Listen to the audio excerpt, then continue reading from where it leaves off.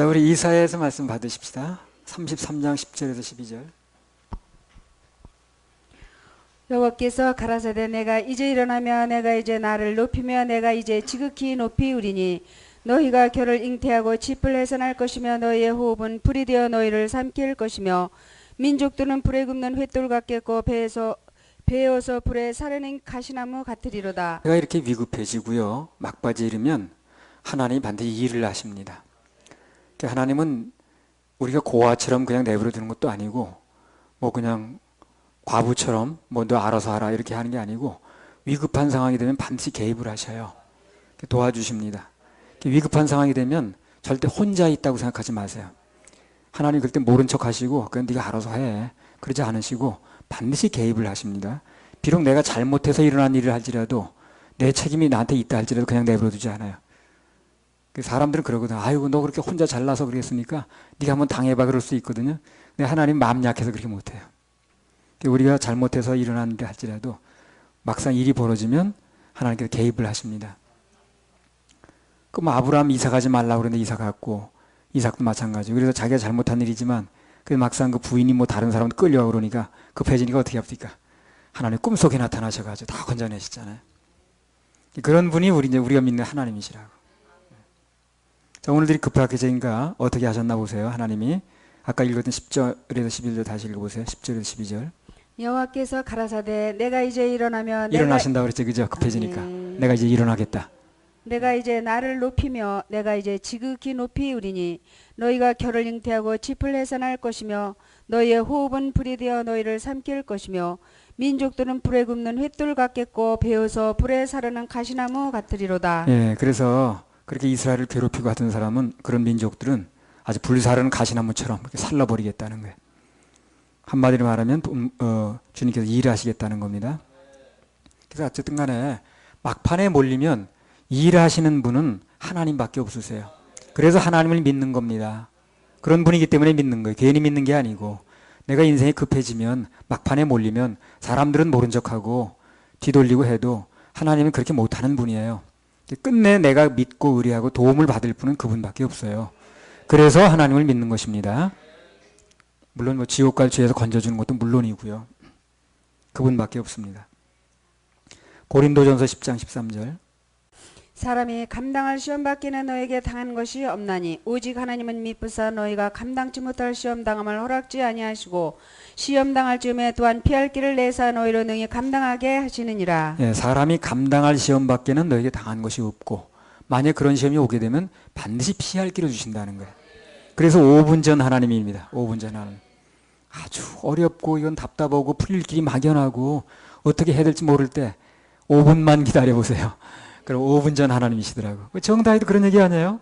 그냥 뭐 집은 얻어나는데 집은 나가진 않고 또 이사내야 되고 또 이 집값은 자기가 다 물어야 되고 그 넉넉지 못한 형편에 답답하니까 막 기도 제목 내고 그랬잖아요. 근데 정말 5분 전에 주님께서 싹 해결하셨죠. 예, 5분 전 하나님입니다. 그 하나님을 우리 믿는 거예요. 그러니까 5분 전 하나님 믿는다는 건 절망이 없다는 거죠. 절망이 없다는 겁니다. 급박한 상황이 되면 찾을 때는 하나님밖에 없어. 자, 이사야 33장 13절. 너희 먼데 있는 자들아 나의 행한 것을 들으라. 너희 가까이 있는 자들아 나의 권능을 알라. 예, 하나님으로부터 멀리 있는 자들은 하나님의 행하신 것, 즉 복음을 들어야 됩니다. 그리고 구원받아서 가까이 있게 된 분들은 그분의 권능을 아는 게 중요해요. 멀리 있는 사람들은 권능 둘째치고 구원을 받아야 돼. 예수님을 내 마음속에 모셔야 됩니다. 그리고 예수님 내 마음속에 모셔서 가깝게 있게 된 분들은 그분의 권능을 전할 필요가 있어요. 그분이 어떤 권능을 가지고 있는가. 우리 그리스도인이 그걸 모르면 힘이 없어요. 신앙생활이. 예수 믿고 구원받았다는 건 맞는데 힘이 없더라고. 근데 뭐 어떤 일만 벌어지게 되면 당황이 일수고 낙심하기 일수고 그렇거든. 근데 그분이 권능이 있다는 거. 그걸 믿게 되면 힘이 생깁니다. 하나님의 권능 중에 최고의 권능은 죄를 사는 권능이거든요. 이제 그게 되어지면 그 다음에 삶 속에서도 여러 가지 권능을 행하십니다. 5분 전 하나님. 그게 믿어지면 그 사람은 다른 사람보다 힘 있는 신앙생활을 할 수 있어요. 사람들이 하나님의 권능을 모르다 보니까 진짜 권능, 죄를 사는 권능을 몰라서 구원을 못 받고 구원받은 사람은 그분이 삶 속에서 그 행하시는 권능을 모르다 보니까 삶의 능력이 없는 거죠. 자, 마태복음 9장 1절에서 6절. 구원 못 받은 사람은 무슨 권능을 바라봐야 됩니까? 구원받는 권능, 죄를 사는 권능을 바라봐야 돼요. 근데 오늘 많은 사람들이 보면 구원도 못 받은 사람이 이게 삶 속에 이런 권능만 또 그런 사람이 오히려 권능을 더 잘 믿더라고. 그래가지고 막 뭐 병이 났다고 그러고 뭐가 해결됐다고 그러는데 그게 사실은 그게 진짜 해결될 게 지금 안 되고 있는 거예요, 이 사람이요. 우리 구원받은 사람은 하나님의 삶 속에서 일하는 권능을 믿어야 됩니다. 그래서 그 사람들 그걸 믿기 전에 죄로부터 사함받는 권능을 먼저 믿어야 돼, 순서가. 읽어보세요. 예수께서 배에 오르사 건너가 본 동네에 이르시니 침상에는 중풍병자를 사람들이 데리고 오거늘 예수께서 저희 믿음을 보시고 중풍병자에게 이르시되 소자야 안심하라 네 죄 사함을 받았느니라. 어떤 서기관들이 속으로 이르되 이 사람이 참남하도다. 예수께서 그 생각을 하시고 가라사대 너희가 어찌하여 마음에 악한 생각을 하느냐. 네 죄 사함을 받았느니라 하는 말과 일어나 걸어가라 하는 말이 어느 것이 쉽겠느냐. 그러나 인자가 세상에서 죄를 사하는 권세가 있는 줄을 너희로 알게 하려 하노라 하시고 중풍병자에게 말씀하시되 일어나 네 침상을 가지고 집으로 가라 하시니. 여기서 정답은 뭐냐면 예수님께서는 육신의 중풍병보다 훨씬 더 어려운 영적인 중풍병을 고칠 수 있다는 얘기를 하는 거예요. 예. 죄 문제를 해결할 수 있다는 겁니다. 그래서 육신의 이 중풍병 고치는 문제가 아니라 내 정말 아무도 손댈 수 없는, 아무도 고칠 수 없는 죄의 병을 내가 고칠 수 있다, 이 얘기를 하는 거거든. 예수님이 진짜 권능이 뭔가를 얘기를 하는 겁니다. 그러니까 우리는 진짜 권능은 죄사함의 권능이에요. 진짜 은혜는 죄사함 받는 것입니다. 그게 굉장히 중요한 거예요. 그게 된 다음에 그 다음에 이제 뭐 주님을 통해서 우리 권능 무슨 뭐 어떤 치료가 된다라든가 뭐 이런 걸 그 다음에 얘기하는 거죠. 이사야 33장 14절. 시온의 주인들이 두려워하며 경건치 아니한 자들이 떨며 이르기를 우리 중에 누가 삼키는 불과 함께 거하겠으며 우리 중에 누가 영영이 타는 것과 함께 거하리오 하도다. 예. 그래서 하룻밤새 아수르 용사 18만 5천 명이 순식간에 시체를 변했거든요. 그래서 하나님 권능을 보니까 정작 충격을 받은 건 누가 받은 거야? 유다인들이 받은 거야. 이야, 그 사람 죽었으니까 받을 것도 없어. 근데 그냥 유다인들이 보니까 야, 그 새파란 그냥 그 엄청난 군사들이 하룻밤새 이렇게 죽는 거야. 아주 거기서 놀래는 거야 지금. 그때부터 유다인들이 하나님을 두려워하게 됐다는 겁니다. 아, 우리가 믿는 하나님이 참 이런 하나님이었네. 그러니까 이 하나님의 권능을 보면요, 제일 놀라는 사람들이 우리야, 바로 우리. 세상 사람 잘 몰라, 무디어가지고. 근데 우리는 예민하니 이걸 보거든. 야, 이건 하나님의 역사다. 하나님의 도우심이다. 하나님의 은혜다. 어쩌면 하나님이 일하시는가. 우리도 무엇보다도 우리가 믿는 하나님이 얼마나 크신 분인가를 알아야 됩니다. 얼마나 대단한 분인가를 알아야 돼.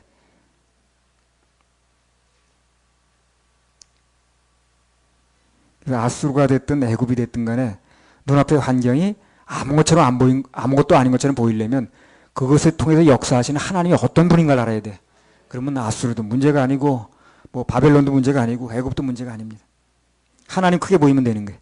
그래 눈앞의 환경과 형편을 이길 수가 있습니다. 할렐루야. 우리 하나님께 박수 올려드려요. 34장 1절에서 3절. 열국이여 너희는 나와 들을지어다. 민족들이여 귀를 기울일지어다. 땅과 땅에 충만한 것 세계와 세계에서 나는 모든 것이여 들을지어다. 대저 여호와께서 만국을 향하여 진노하시며 그들의 만군을 향하여 분내사 그들을 진멸하시며 살육케 하셨은즉 그 살육당한 자는 내어 던진 바 되며 그 사체의 악취가 솟아오르고 그 피에 산들이 녹을 것이며. 이사야 34장에는 하나님의 교회 그리고 당신의 백성들에 대해서 대적하는 모든 세력에 대한 하나님의 심판이 나옵니다.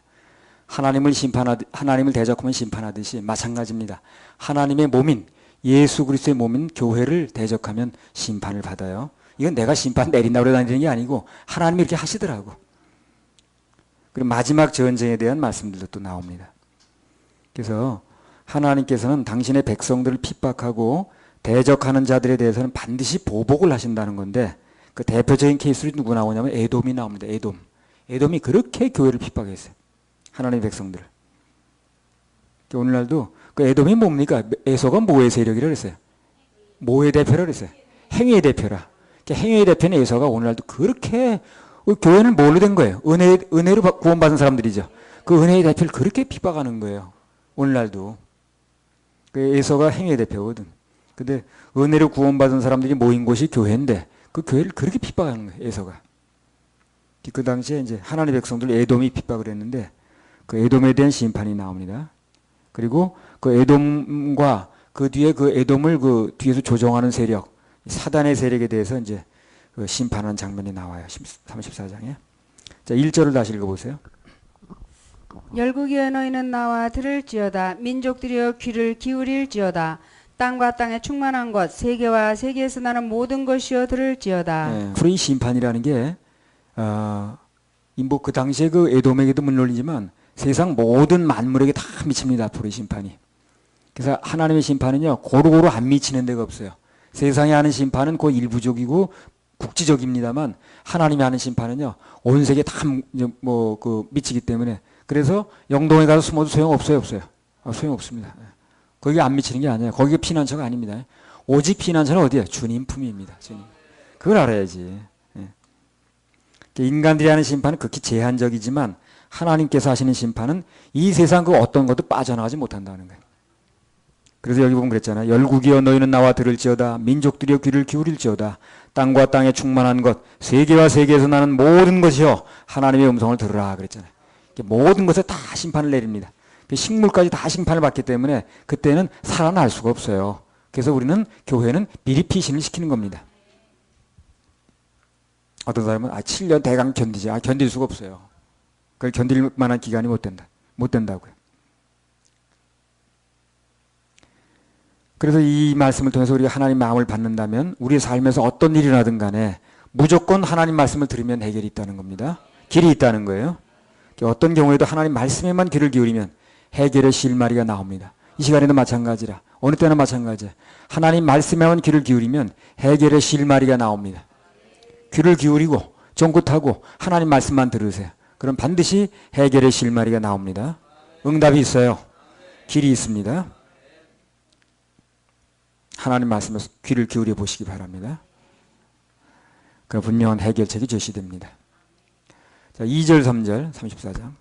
대저 여호와께서 만국을 향하여 진노하시며 그들의 만군을 향하여 분내사 그들을 진멸하시며 살육케 하셨은즉 그 살육당한 자는 내어 던진 바 되며 그 사체의 악취가 솟아오르고 그 피에 산들이 녹을 것이며. 예. 자, 이건 마지막 심판 때 사람들이 엄청나게 많이 죽을 걸 보여줍니다. 사람들이 앞으로요, 지금 이렇게 몇 명 죽고 사고나 중고 하는 거는요, 일도 아니에요. 이제는 앞으로 사람들이 얼마나 많이 죽는지, 하여튼 산에 덮입니다, 산에 덮여. 사람 죽으시지 아마 환란기에 들어가는 사람 무지하게 많이 볼 겁니다, 맞아. 그건 내가 그렇게 정해서 그런 게 아니라 실제가 그래요. 그래서 그냥 에스겔서에 보게 되면 수많은 사람이 죽으니까 사람이 다 치우질 못해가지고 산에 새를 동원하고 거기서 새가 그렇게 나타나더라고. 그리고 짐승들이 나타나지 그걸 다 그냥 시체를 처리해도 모자라가지고 그걸 묻는데 7개월을 묻었다 그러던가. 에스겔서 보면. 하여튼 엄청나게 사람들이 앞으로 죽습니다. 그래서 그러니까 그런 세계에 안 들어가는 게 중요한 거예요, 지금. 중요한 건. 우리는 아직도 하나님께서 기회를 주셨을 때 예수님을 내 구소주로, 개인의 구소주로 영접해서 내 지옥 갈 모든 죄에서 사함을 받아야 돼요. 그래서 오늘 중요한 거예요, 오늘이. 마태복음 25장 편대로라면 기름 등불 준비한 처녀가 되어야 된다는 거죠. 다가올 미래, 앞으로 일어날 일을 대비하는 게 진짜 축복이에요. 그게 진짜 축복이라. 앞으로 일어날 일을 대비하는 게 진짜 축복이에요. 그때 이제 아까 2013년 3월 달에 이 말씀 받았다고 그랬죠. 그때 속초성회에서 진정한 축복이 뭔가에 대해서 말씀을 드렸습니다. 결론부터 말씀드리면 축복은 그 사람에 대해서 좋은 것만 말해서 축복이 아니에요. 장래에 일어날 일을 정확하게 얘기를 해주면 그게 축복이라. 그 사람이 대비만 할 수 있게 만들어주면 그게 축복이 되는 거예요.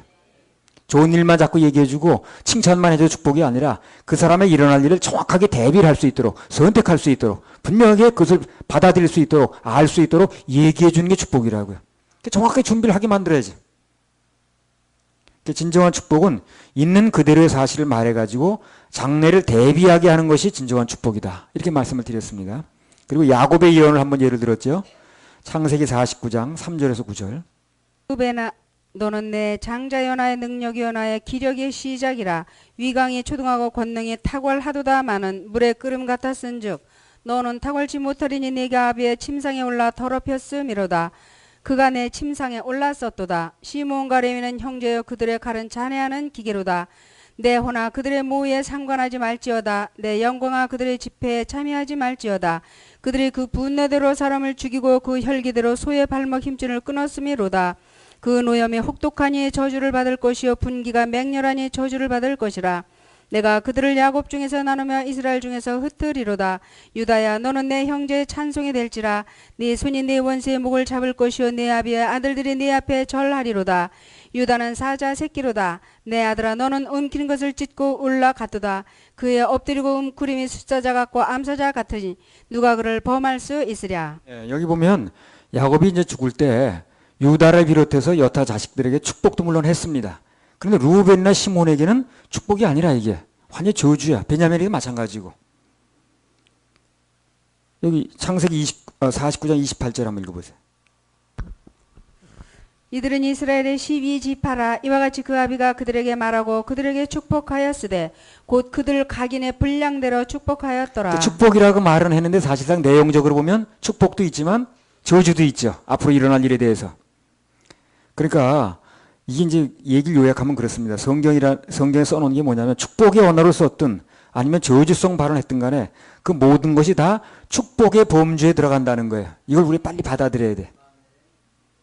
왜 축복의 범주에 들어가냐면 있는 그대로를 말해가지고 대비할 수 있으면 그럼 축복이 되는 거예요. 그게. 지금 현재는 꾸중이라 될지라도 지금 현재는 질책이 될다 할지라도 지금 현재는 야단 맞는 게 된다 할지라도 그것을 대비할 수만 있게 되면 변화할 수 있게 된다면 그건 결국 축복이 된다 그 말이죠. 지적들을 받아들여서 변하면 어떻게 됩니까? 축복이죠. 그래 그 당시에는 지적이지만 변하게 되면 축복으로 변한다 그 말이에요. 그러니까 그 당시에 그것을 넘어가는 게 중요한 게 아니라 얘기를 해가지고 변화할 수만 있으면 그것은 결국은 축복이다 그 말입니다. 장래를 정확하게 대비할 수 있게 만들어주는 거거든. 아무튼 그래서 진정한 축복은 있는 그대로를 정확하게 말해서 돌이키게 해주는 겁니다. 그게 축복이에요. 그냥 대강 넘어가는 게 축복이 아니라 정확하게 드러내서 그것을 변화할 수 있게 만들어주면 대비할 수 있게 만들어주면 그게 축복이 된다 그 말이에요.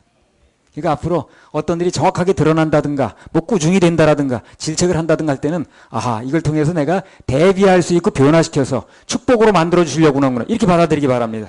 그게 정확한 반응이에요. 괜히 귀만 간지럽게 해준다고 축복이 아니라고.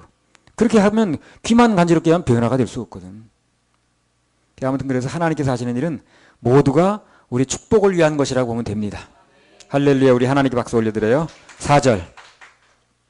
하늘의 만상이 사라지고 하늘들이 두루마리같이 말리되 그 만상의 쇠자나무의 포도나무의 잎이 마름 같고 무화과 나무의 잎이 마름 같으리라. 예, 앞으로 이 심판 때는요 하늘의 권능들이 막 흔들립니다. 앞으로 오늘 천둥번개 칠 때 굉장히 무서웠죠. 어우, 나 벼락 그렇게 가까이서 치는 거 처음 봤네. 그냥 막 아주 하늘이 찢어지는 소리가 나더라고. 근데 그건 문제도 아니야 앞으로요. 그냥 하늘이 그냥 권능들이 막 흔들립니다. 앞으로 해와 달이 흔들리고요, 피빛이 변하고. 그런 사람들이 앞으로 나타날 현상을 보고 어떻게 한다고 그래? 기절한다. 그렇게 앞으로 무서운 현상이 일어납니다. 그 벼락 한번 친다고 그 천둥번개 한번 친다고 그렇게 놀라는데 사람이 앞으로 그런 일들이 그건 아무것도 아니라니까.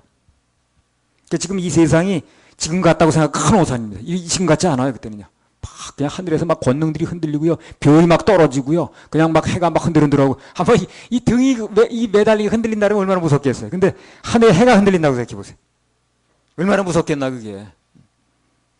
누가복음 21장 26절. 그러니까 그런 데 들어가려고 그래. 그게 이제 계룡산 들어가도 될 일이 아니라니까. 누가복음 21장 26절. 참 사람들이 어리석어. 사람들이 세상에 임할 일을 생각하고 무서워함으로 기절하리니 이는 하늘의 권능들이 흔들리게 했으나. 하늘의 이 공중에 전부 이 해와 달이 매달리는 권능이거든 그게. 그 히브리서 1장에 나오잖아요. 하나님께서 권능으로 붙들고 있다고. 근데 흔들린다고요 앞으로 그게. 그리고 막 떨어지고 그래요. 별 3분의 1이 떨어진다고 그랬죠. 그러니까 그 사람들이 막 일어나고 그 나타난 현상을 보니까 기절하는 거야 막 그냥. 옛날에 그 알카포네라고 그 유명한 깽단 두목이 있어요. 그 사람이 그냥 사람을 그냥 그 잡아다 놓고 막 때려가지고 하니까 이 사람이 옆에 사람이 하나 죽으니까 이 옆에 사람이 그 나머지 사람이 여기다 소리 못 지르게 이거 해놨는데 질식해서 죽더라고 그 사람이. 너무 겁이 나니까. 그 사람이 너무 겁이 나면 그렇거든. 앞으로 크고 두려운 날이 임하기 전에 예수님을 영접해야 됩니다. 우리 그게 중요한 거예요, 지금요.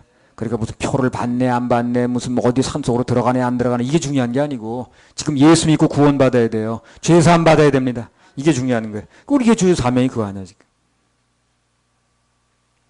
늘 말씀드리는 거지만, 하나님께서 우리 결정까지 대신해 주지는 않습니다. 그래야 심판이 가능하거든. 결정을 우리한테 맞게 심판할 거 아닌가.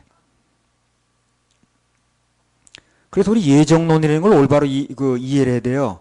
사역에 대한 예정과 구원에 대한 예정은 다르다는 거예요.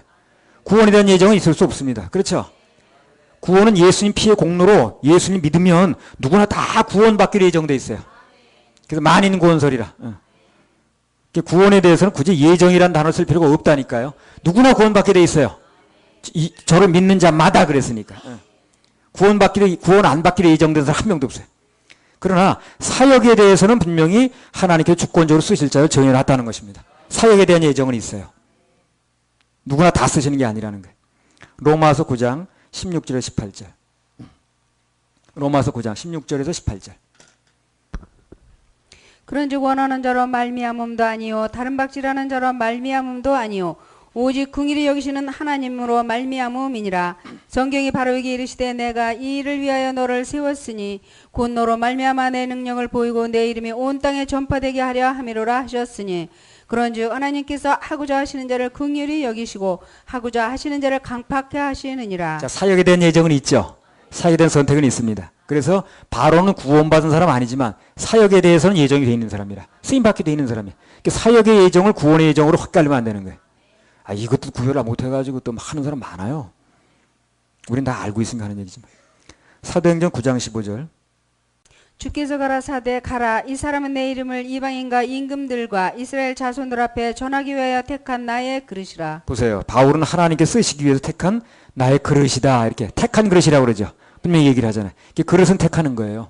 사역에 대한 예정은 있습니다. 그렇기 때문에 우리는 사역에 대한 예정이 있고 택함이 있기 때문에 버릴 수 있는 거거든. 그래서 우린 긴장하는 거예요. 사역에 대해서. 그러니까 구원은 예수님이 해놓은 것을 은혜를 받는 거기 때문에 그 예수님이 해놓은 것을 은혜를 받는 구원에 대해서는 택함이 없습니다. 그러냐. 누구나 다 받을 수 있습니다. 누구나 받을 수 있어요. 그래서 사역에 대한 예정은 있기 때문에 그래서 천국 가고 지옥 가는 구원에 대한 예정으로 몰고 가면 큰 오류를 범하게 된다 그 말이에요. 그래서 또 중요한 건 뭐냐. 하나님께서 그 사람을 당신의 사역에 쓰시기를 결정을 하셨다 할지라도 그 사람이 끝내 거절하면 하나님께서 강제로 쓰지는 않습니다. 강제로 쓰지 않아요. 좋아서 자기 자원에서 와야 되는 거죠. 그렇죠? 우리는 늘 자원하는 마음이 필요합니다. 할렐루야. 우리 하나님께 박수 올려드려요. 217장 찬양 한 곡 올리겠습니다.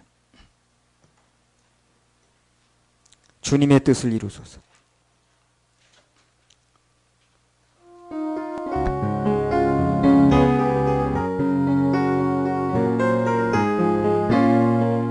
주님의 뜻을 이루소서. 주님의 뜻을 이루소서. 고요한 중에 기다리니 고요한 중에 기다리니 진흙과 같은 날 빚으사 진흙과 같은 날 빚으사 주님의 형상 만드소서. 주님의 형상 만드소서. 주님의 뜻을 이루소서. 주님의 뜻을 이루소서. 주님 발 앞에 엎드리니 주님 발 앞에 엎드리니 나의 맘속을 살피시사 나의 맘속을 살피시사 눈보다 희게 하옵소서. 눈보다 희게 하옵소서. 주님의 뜻을 이루소서. 주님의 뜻을 병들어 이루소서. 몸이 피곤할 때 병들어 몸이 피곤할 권능의 손을 내게 펴사 권능의 손을 내게 새롭게 하여 펴사 주옵소서. 새롭게 하여 주옵소서. 주님의 뜻을 이루소서.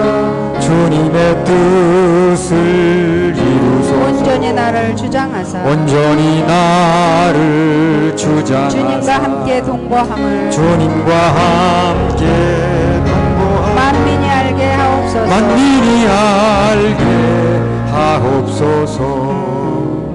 만민이 알게 하옵소서. 주님이 나와 함께 동거함을 만민이 알게 하옵소서. 할렐루야. 주님이 우리 생존에 함께함을 만민이 알게 하옵소서. 주님이 우리 서울교회 함께 하심을 만민이 알게 하옵소서. 그게 중요합니다.